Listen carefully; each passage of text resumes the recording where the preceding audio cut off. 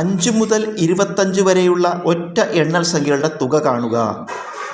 ഇത് 4/5/24 നടന്ന LDC special recruitment പരീക്ഷയ്ക്ക് വന്നതാണ് കേട്ടോ.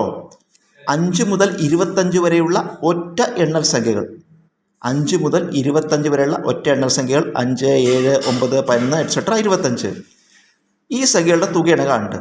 ഇത് അരിത്മെറ്റിക് പ്രോഗ്രഷനാണ്, സമാന്തര ശ്രേണി. കാരണം ഒറ്റ സംഖ്യകൾ, ഇരട്ട സംഖ്യകൾ, എണ്ണൽ സംഖ്യകൾ ഇതെല്ലാം സമാന്തര ശ്രേണിയാണ്. കാരണം ഇവിടെ 2 കൂടി പോവുകയാണ്. 5, 2, 7, 7, 2, 9, 9, 11, 2 കൂടി വരുന്നു. അതുകൊണ്ട് ഇത് സമാന്തര ശ്രേണി അല്ലെങ്കിൽ അരിത്മെറ്റിക് പ്രോഗ്രഷൻ.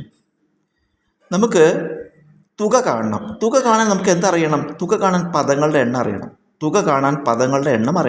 അപ്പോൾ ഇതിൽ പദങ്ങളുടെ എണ്ണം ആദ്യം കാണണം.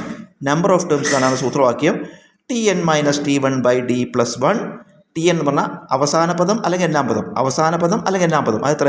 25 കുറയ്ക്കണം T1 ഫസ്റ്റ് ടേം ആദ്യ പദം. അതെത്ര? 5/d common difference പൊതുവ്യത്യാസം.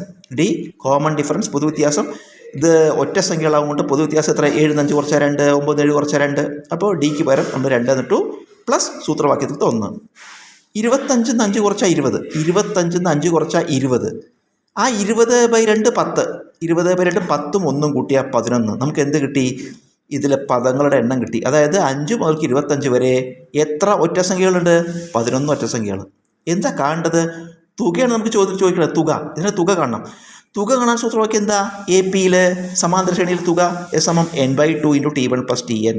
n നമുക്ക് കിട്ടി. ഇപ്പോൾ എത്രയാണ്? 11/2 × T1 ഫസ്റ്റ് ടേം എത്രയാണ്? 5 കൂട്ടണം Tn nth ടേം അല്ലെങ്കിൽ എന്നാം പദം അല്ലെങ്കിൽ അവസാന പദം എത്ര? 25. അപ്പോൾ 11/2 × 25 5 കൂട്ടി 30.